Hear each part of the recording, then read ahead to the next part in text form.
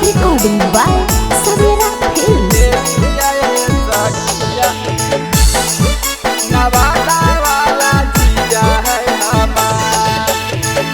के दिल कैलाले रंग लहंगावा और दिल कै सोनामा के हार। किन के दिल कैलाले रंग लहंगावा और दिल कै सोनामा के हार। अहे दिल जकरा दे लिया है सखिया नवादा वाला जीजा है हमार। अहे दिल जकरा दे लिया है सखिया गाया वाला जीजा है हमार। किन के दिल कैलाले रंग लहंगावा और दिल कै सोनामा के हार। किन के दिल कैलाले रंग लहंगावा और दिल कै सोनामा के हार। अहे दिल जकरा दे लिया है सखिया हिसुआ वाला जीजा है हमार। अहे दिल जकरा दे लिया है सखिया जहानाबाद के जीजा है हमार। ये सखी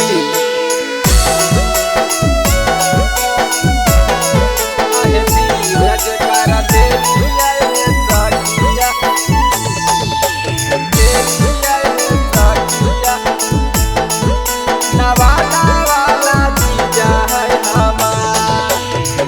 दीदी के बतैले बिना घर से उड़ावे मारी मार कनखिया हमके धीरे बोलावे। ये सखी वही गजन करो भाई। दीदी के बतैले बिना घर से उड़ावे मारी मार कनखिया हमके धीरे बोलावे। अहे कुछ के कमी होबे नहीं दे है रोजे घुमावे हिसुआ के बाजार। अहे कुछ के कमी होबे नहीं दे है रोजे घुमावे हिसुआ के बाजार। अहे दिल जकरा दे लिया है सखिया जमुए वाला जीजा है हमार। अहे दिल जकरा दे लिया है सखिया पटना वाला जीजा है हमार। बड़ी खुश रखो सखी।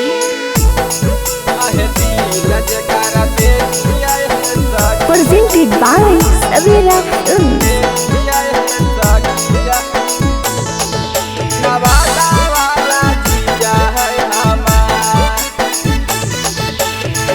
संतोष प्रेमी चंदन के मानो ही बात है नीतीश राजा मनीष के रहो ही साथ है रहो ही साथ है।